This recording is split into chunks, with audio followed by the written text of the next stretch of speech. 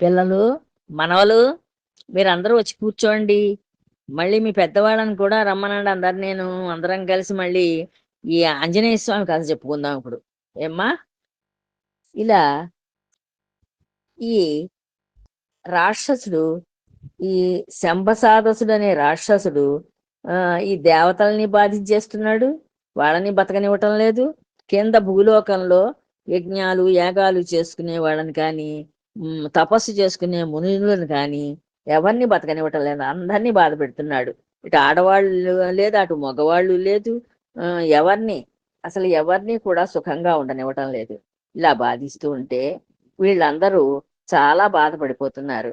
ఇక్కడ ఇలా దేవతలు పడరాని పాట్లు పడుతూ ఉంటే అక్కడ త్రిలోక సంచారి అయిన నారదుడు ఏం చేశాడు? ఈ నారదుడు అన్ని లోకాలు తిరుగుతూ ఉంటాడు. 3 లోకాలు పైన కింద అన్ని చోట్ల పాటలు పాడుకుంటూ ఆ విష్ణుమూర్తిని తలుచుకుంటూ అలాగా నా వీణ మీట్టుకుంటూ అన్ని లోకాలు తిరుగుతూ ఉంటాడు.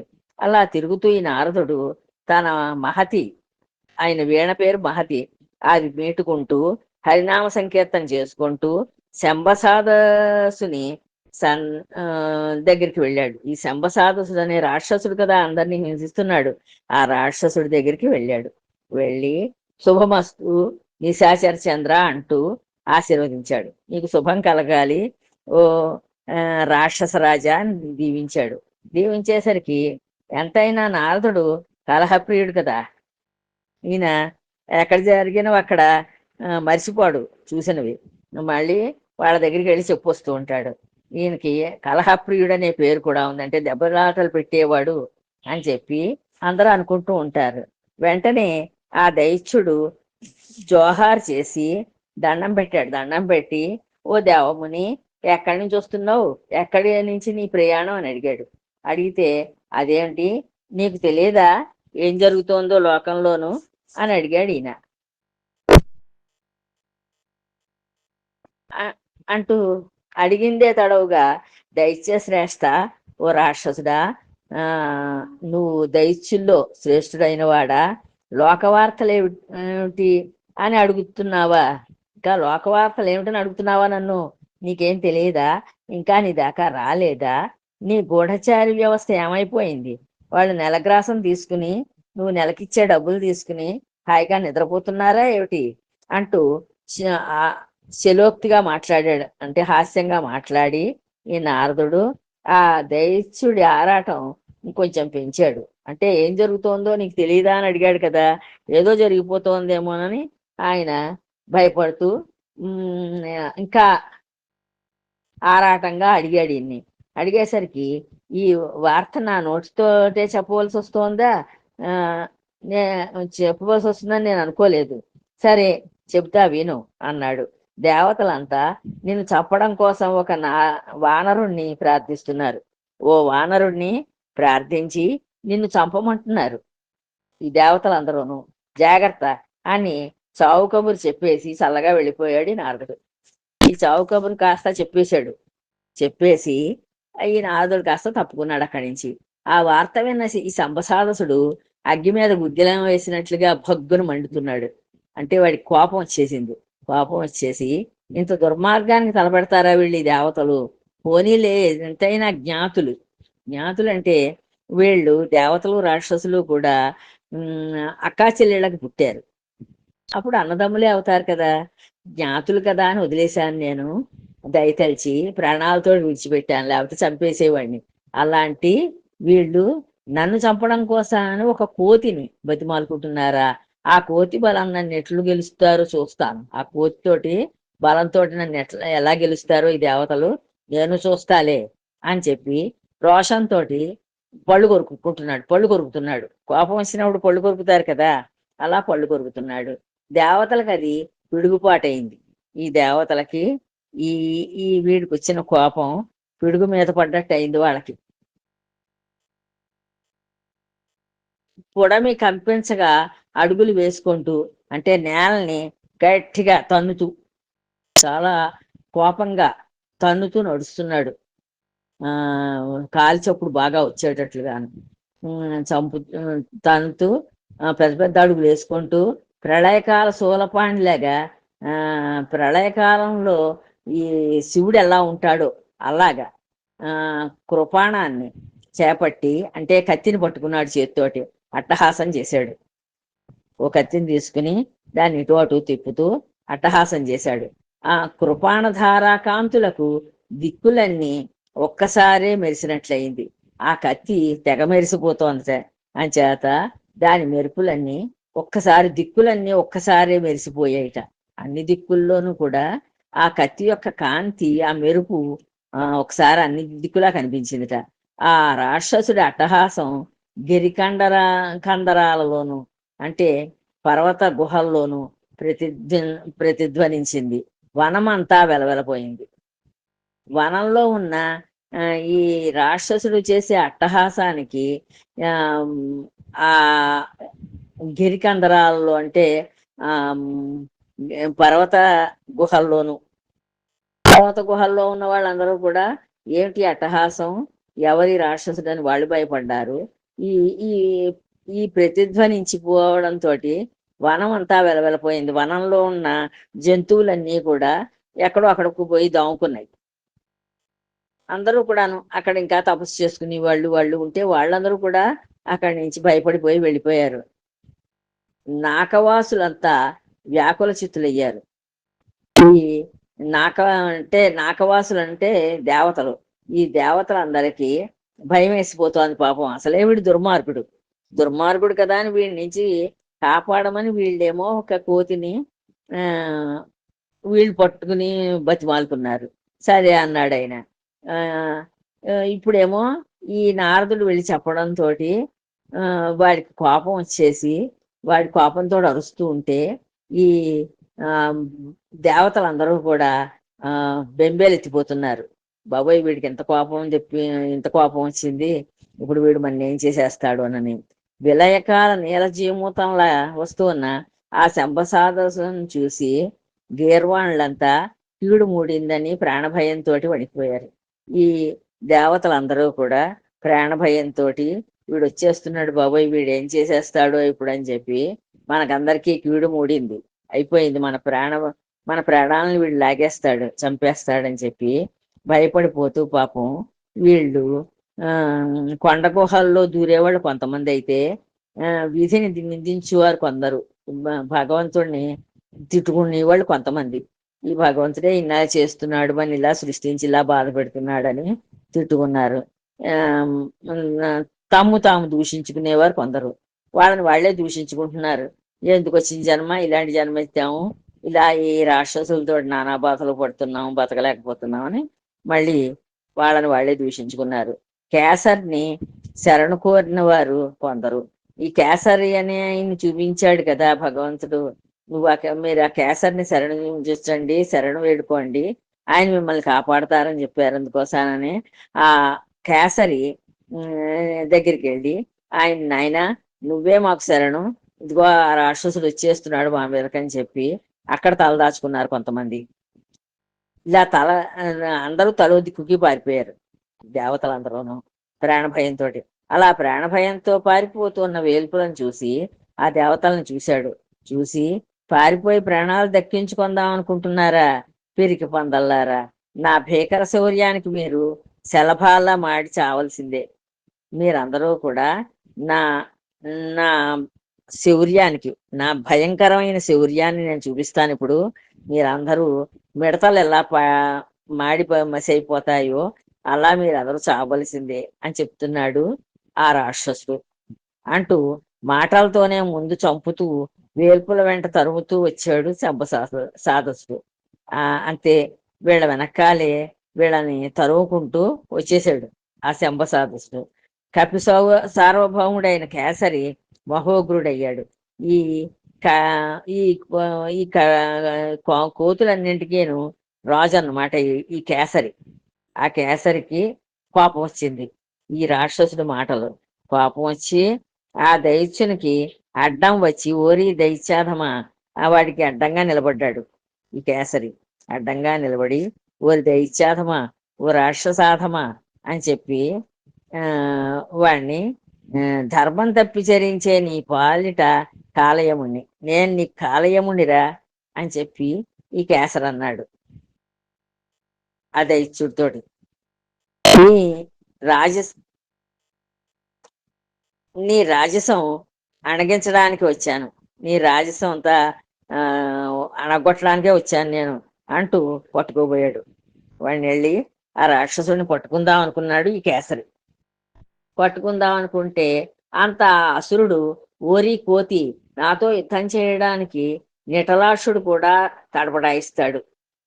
నాతో యుద్ధం చెయ్యాలంటే ఈశ్వరుడు కూడా భయపడతాడురా, నువ్వెంత ఓ కోతివి అని చెప్పి నాతో యుద్ధం చేయడానికి వచ్చావా నువ్వు అని చెప్పి ఆయన్ని వెటకారంగా మాట్లాడాడు. ఆ కోతిని వెటకారంగా మాట్లాడాడు ఈ రాక్షసుడు. నువ్వు నాతో ఎలా సరిజోడు కాగలవు, నీకు నాకు సరిజోడు ఎలా అవుతుందిరా అని అడుగుతున్నాడు. నా ముందు నిలబడడానికి కూడా నీకు సామర్థ్యం లేదు, నా ముందు నువ్వు నిలబడడానికి కూడా నిలబడలేవు. పరుగు తీస్తున్న బండి కింద పాదం పెడితే బండి ఆగుతుందా? నేను పరిగెత్తే బండిని అనుకో, అప్పుడు నా బండి కింద నువ్వు కాలెట్టి ఆపుదామని చూసావు అనుకో, నన్ను ఆపగలుగుతావా? ఆ బండి ఏమైనా ఆగుతుందా అని చెప్పి అడుగుతున్నాడు. దేవతలను తరుగుతున్న నాకు నీవు అడ్డు రావడం అలాంటిదే. నేను దేవతలను తరుగుతున్నాను, తరుగుతుంటే నువ్వు నాకు అడ్డం వచ్చావు అని చేత నేను అలా చెప్పాను. వెళ్ళే బండి కింద దొరుకుతున్న బండి కింద కాలు ఎడితే దాన్ని ఆపుదామని ఆగుతుందా అని అడిగాను అని చెప్పి అన్నాడు. అని కత్తెత్తాడు. కత్తి తీసి ఈ దేవతల మీదకి నరుకుదాం అనుకున్నాడు కేసరి. ఈ కేసరిని నరుకుదాం అనుకున్నాడు, కోతిని నరుకుదాం అనుకుంటే ఈ కేసరి ఏం చేశాడు, జూలు విదిలించి కేసరి వలె జూలు విదిలించాడు. జూలు అంటే ఆ జుట్టు ఉంటుంది కదా తల దగ్గర, అక్కడ నా జుట్టును ఒకసారి విదిలించాడు గాలిలోకి. విదిలించి కేసరి వలె అంటే మళ్ళీ సింహం వలె, సింహం వలె దిక్కులు అదురునట్లుగా పెద్ద అరుపు అరిచాడు. ఈ కేసరి పెద్ద అరుపు అరిచాడు. అరిచి కండ్ల నిప్పులు రాల పెద్ద బండరాయిని విసిరాడు. కళ్ళల్లోంచి నిప్పులు కారుతున్నాయా అన్నట్లుగా కళ్ళు చింత నిప్పుల్లా చేసుకుని ఒక పెద్ద బండరాయిని ఆ రాక్షసుడి మీదకి విసిరాడు. ఇదే కదా నీ సాధనం అంటూ ఆ బండను తన గదతో ముక్కలు చేశాడు దైత్యుడు. ఈ ఓరి ఇదేనా నీ సాధనం, రాయి విసిరావా నా మీదకి, చూసుకో అని చెప్పి వాడి చేతిలో ఒక గద ఉంది. ఆ గదతోటి ఆ రాయిని ఓ దెబ్బ కొడితే అది ముక్కలైపోయింది. వెంటనే ఇంకొక పెద్ద బండరాయిని గురిపెట్టి వేశాడు కేసరి. ఈ కేసరి ఏం చేశాడు, ఊరుకోకుండా మళ్ళీ ఓ పెద్ద బండరాయిని తీసుకున్నాడు. పెద్ద బండరాయిని తీసుకుని దాన్ని విసిరాడు.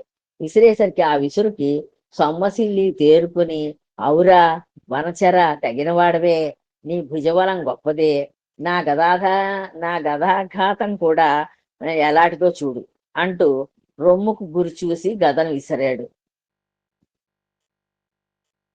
ఈ రాక్షసుడు ఏం చేశాడు, ఆయన కేసరేమో రాయి విసిరాడు, ఓ పెద్ద బండరాయిని విసిరాడు. మొదట ఓ రాయిని విసిరాడు, అది గదతోటి ముక్కలు చేసేసాడు. అప్పుడు రెండో రాయిని మళ్ళీ పెద్ద రాయిని విసిరాడు. విసిరేసరికి నీ భుజ బలం చాలా గొప్పగానే ఉంది, నీ చేతులకి చాలా బలమే ఉందిలే అని ఒప్పుకున్నాడు. ఒప్పుకుని నువ్వు ఆ రాయి ఎప్పుడైతే విసిరాడో ఆ రాయి విసురుకి ఈ వీడు సొమ్మసిలి పడిపోయాడు, స్పృహ తప్పి పడిపోయాడు. మళ్ళీ తేరుకున్నాడు. తేరుకుని నువ్వు చాలా నాకు తగిన వాడివేలే, నీ భుజబలం గొప్పగానే ఉందిలే, నా గదాఘాతం కూడా ఎలా ఉంటుందో చూడు, నేను గత్తోటి నేను కొడతాను, అది కూడా ఎలా ఉంటుందో చూడోసారి, దాన్ని కూడా రుచి చూడు అని చెప్పి రొమ్ముకి ఆ కేసరి రొమ్ముకి గురి చూసి గదను కొట్టాడు, విసిరాడు. ఆ విసిరితే పొడి అయి నేలకి రాలింది. ఎప్పుడైతే ఆయన గుండెలకి తగిలిందో ఆయనకి దెబ్బ తగలలేదు, కేసరికి దెబ్బ తగలకుండా గద పొడెం కింద కింద రాలిపోయింది. గదాఘాతానికి చలించక నిలిచిన కేసరిని చూసి ఉక్రోషంతో శంభసాదసుడు శూలాన్ని విసిరాడు. ఈయనేం చేశాడు, అప్పుడు ఈ గద అయితే పిండి పిండి అయిపోయింది కదా అని మళ్ళీ శూలాన్ని విసిరాడు ఈ రాక్షసుడు.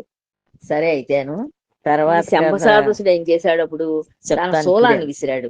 శూలాన్ని విసిరేసరికి కాలసర్పాన్ని పట్టి పట్టిన గరుడులాగా గరుడ పక్షి ఈ సర్పాన్ని ఎలా పట్టుకుంటుందో అలా శూలాన్ని నేర్పుతో పట్టుకున్నాడు ఈ కేసరి. పట్టుకుని మోకాలి పట్టుతోటి మోకాలి దగ్గర పెట్టి విరిచేశాడు.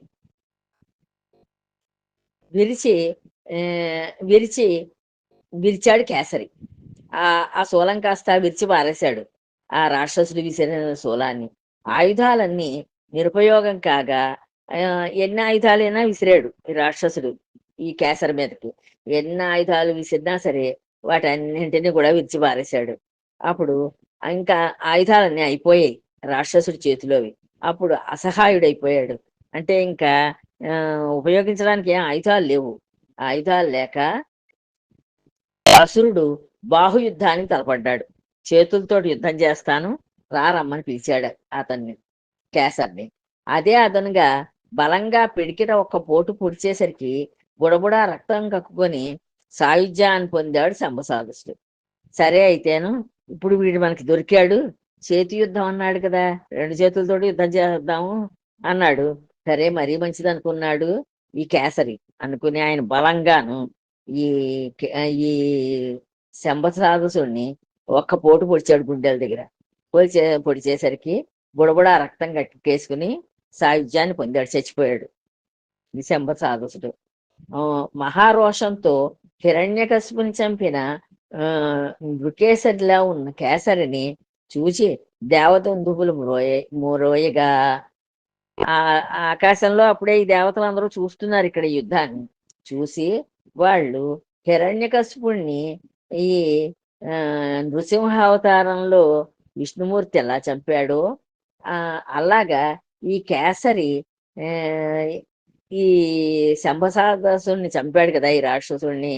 వాళ్ళు ఈ దేవతలందరూ చూసి ఆనందంతో దేవదుందువులు మ్రోగించారట. అక్కడ వాళ్ళ దగ్గర ఏవో డ్రమ్స్ లాంటివి ఉంటాయి, అవి మ్రోగించారు. గంధర్వులేమో పాడారట, అచ్చరులు ఆడారట. కోలాహలంగా దేవతలంతా అతన్ని చుట్టి అతని చుట్టూ వచ్చేసి నిలబడి ఆ కేసరికి స్తుతించారు. నువ్వు ఇంతవాడవు అంతవాడవు అని చెప్పి ఆయన పొగిడారు. సంభావించి లోకోపకారమైన చక్కని హితోపదేశాన్ని ఇలా చేశారు. ఈయనకి ఒక హితోపదేశం చేశారటంటే ఇలా చెప్పారట, మంచి మాటలేవో చెప్పారట. నాయనా కేసరి, ఇప్పటి వరకు శమదమ సత్య శౌచములకు లోటు రానియకుండా బ్రహ్మచర్య దీక్ష నడిపావు. ఇప్పటి వరకు కూడా నువ్వు బ్రహ్మచర్యాన్ని నడిపావు, బ్రహ్మచర్య దీక్షలో ఉన్నావు ఓ కేసరి నువ్వు. ఈ పైన గృహస్థు దీక్షను స్వీకరించు. నువ్వు ఇప్పుడు ఇటు పైన గృహస్థు అవ్వాలి, అంటే పెళ్లి చేసుకోమని చెప్తున్నారనమాట. అన్ని ఆశ్రమాల్లోకి గృహస్థాశ్రమం చాలా గొప్పది. ఆశ్రమాలన్నింటిలోకి కూడా గృహస్థాశ్రమం చాలా గొప్పది అంటారు. భార్య కంటే ప్రియమైన వస్తువు ఏది లోకంలో ఉండదు. భార్య చాలా ప్రియంగా ఉంటుంది ఎవరికైనా సరే. ఇంకా అంతకన్నా ప్రియమైన వస్తువు ఏది కనిపించదు లోకంలోని. పరస్పర విరుద్ధమైన చతుర్విధ పురుషార్థాలకు సమన్వయ స్థానం భార్య. నీకు పురుషార్థాలన్నీ దక్కాలంటే, అంటే పురుషుడు చేయవలసిన పనులన్నీ చెయ్యాలంటే భార్య తోడుండాలి. ఆ భార్య తోడుంటే నువ్వు అన్ని ఈ పురుషార్థాలని సాధించగలుగుతావు. దాంపత్యానికి ఫలం సంతానం. దాంపత్యం వల్ల అలా భార్యను పెళ్లి చేసుకోవడం వల్ల నీకు సంతానం కలుగుతుంది. గృహస్థు కాని వానికి పరిపూర్ణత లేదు. ఎవడైతే గృహస్థ అవడో వాడి జీవితం పరిపూర్ణం అవదు. కేసరి, నీకొక్క పరమ రహస్యం చెబుతాం విను అన్నారు. ఈ కేసరిని పిలిచి నీకో పరమ రహస్యం చెప్తాం. ఇప్పటి వరకు సంహితను అంటే వేదాన్ని అధ్యయనం చేసావు. సంహిత అంటారట వేదాన్ని. ఆ సంహితను నువ్వు అధ్యయనం చేసావు, చదివావు. పరమేశ్వరుడు సంహితా స్వరూపుడు. ఈ పరమేశ్వరుడు ఉన్నాడే ఆయన ఈ వేద స్వరూపుడు అన్నమాట. సంహితా స్వరూపుడు అంటే వేద స్వరూపుడు. సంహిత పూర్వరూపం. సంహిత అనేది పూర్వరూపం, మొదటి రూపం. రెండోది ఉత్తర రూపం, మూడవది సంధి, నాలుగవది సంధానం అనే 4 అవయవములు కలది. దానికి ఆ వేదానికి 4 అవయవాలు ఉన్నాయి. వాటి పేర్లు: ఒకటి పూర్వరూపం, రెండోది ఉత్తర రూపం, మూడోది సంధి, 4 సంధానం. ఆచార్యుడు అంటే గురువు స్వరూపం. ఆచార్యుడు అంటే గురువు గారు ఉంటారే, ఆ గురువు స్వరూపం అన్నమాట ఆచార్యుడు. ఆయన్ని ఆచార్యుడు అని పిలుస్తారు. అంతేవాసి అంటే శిష్యుడు, ఉత్తర రూపం. అంతేవాసి అని పిలుస్తారు ఆ ఎవరిని? శిష్యుడిని. విద్య సంధి. విద్య ఏదైతే నేర్చుకుంటున్నారో అది సంధి. విద్యార్జన కోసం చేసే ప్రయత్నమే సంధానం. విద్యార్జన కోసానని అంటే విద్యను అభ్యసించడం కోసాన్ని చేసే ప్రయత్నం ఉంటుంది, దాని సంధానము అంటారు. సంసారం కూడా సంహితా స్వరూపమే. ఈ సంసారం ఉందే, ఇది కూడా ఈ సంహిత స్వరూపం లాంటిదే. తల్లి పూర్వరూపం, తండ్రి ఉత్తర రూపం, సంతానం సంధి. సంతానం కోసం ప్రయత్నించే క్రియ గాని లేదా ఆ క్రియ ఫలించే కాలం గాని సంధానం. అంచేత ఇప్పటి వరకు వేద సంహితాభ్యాసం చేసావు నువ్వు, అంటే వేదాన్ని చదువుకున్నావు. ఈ పైన సంసార సంహితాభ్యాసం చెయ్యి. ఈ పైన ఏం చేస్తావు? సంసారాన్ని చెయ్యి అని చెప్తున్నారు. సృష్టిలోని పదార్థ ప్రపంచాన్ని, జీవులను విడదీయటానికి వీలు లేకుండా కలిపి ఉంచే శక్తికే సంహిత అని పేరు. ఈ ప్రపంచంలోను జీవులని, జీవ పదార్థాన్ని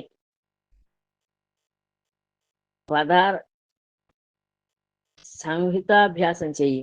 సృష్టిలోని పదార్థ ప్రపంచాన్ని, ఈ పదార్థ ప్రపంచాన్ని, జీవుల్ని విడదీయడానికి వీలు లేకుండా కలిపి ఉంచేదే శక్తికే సంహిత అని పిలుస్తారట. అది అనాది, ఎప్పటి నుంచో ఉంది, అలాగా స్వతంత్రమైంది. అది స్వతంత్రంగా ఉంటుంది. అది పరమాత్మ స్వరూపమే. ఆ సంహిత అనేది పరమాత్మ యొక్క స్వరూపం. అది సర్వవ్యాపి, అన్ని చోట్ల వ్యాపించి ఉంటుంది. వేదం కూడా 4 అవయవములు కలిగి ఉంటుంది. ఈ వేదానికి కూడా 4 అవయవాలు అంటారు వాటిని. ఆ అవయవాలు ఉంటాయి.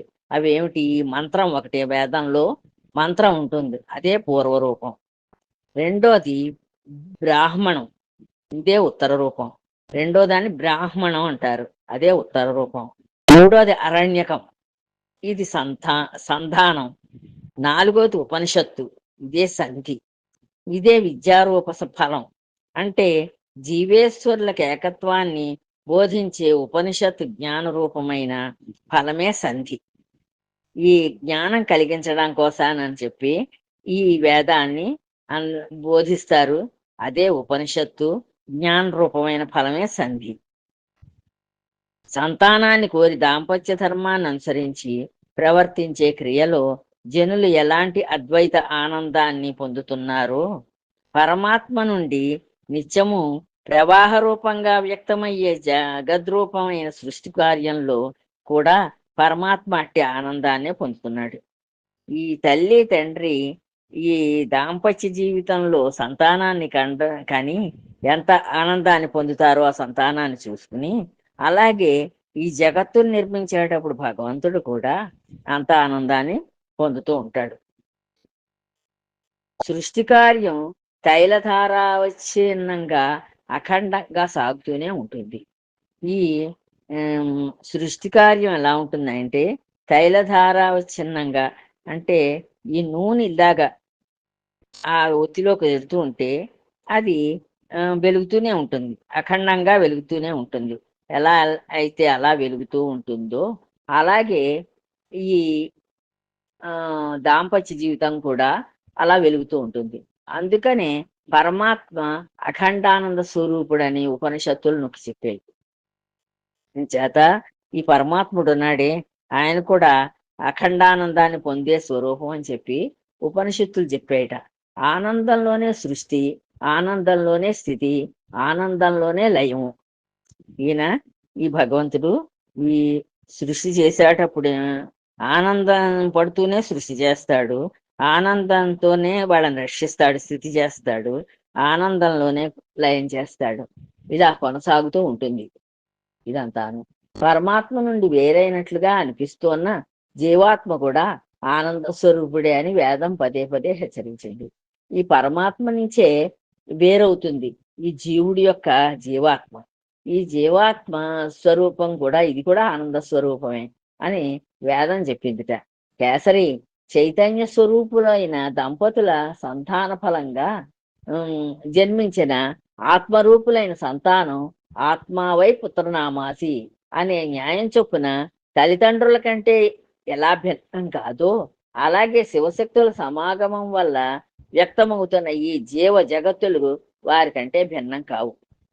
ఇప్పుడు సంతానం ఉందంటే ఆ సంతానాన్ని ఏమంటారంటే ఆత్మావై పుత్రనామాసి, అంటే తన ఆత్మ పుత్రుడిగా పుట్టింది అంటే తానే మళ్ళీ పుత్రుడిగా పుట్టాడు. అంటే తండ్రి యొక్క శక్తి వల్ల ఈ ఈ పుత్రుడు పుడతాడు. అంచేత ఈ పుత్రుడు ఎవరు అంటే తండ్రి రూపమే అని చెప్తారు. అలాగే ఈ జగత్తులన్నీ కూడా భగవంతునిలోంచే వస్తున్నాయి కనుక ఈ జగత్ అంతా కూడా భగవంతుడికి ఈ జగత్తుకి భిన్నత్వం ఏం లేదు. భగవంతుడే ఈ జగత్తు, ఈ జగత్తే భగవంతుడు. ఇలా హితోపదేశం చేసి తమ తమ నెలవులకు చేరుకున్నారు వేలుపులు. ఇలా ఈ కేసరికి పెళ్లి చేసుకోమని చెప్పడం కోసానని ఇంత హితోపదేశం చేశారు. వాళ్ళేమో వాళ్ళ లోకాలకి వెళ్ళిపోయారు. సరే ఉంటాను, మళ్ళీ తర్వాత కదా రేపు చెప్పుకుందాము. జై శ్రీరామ్.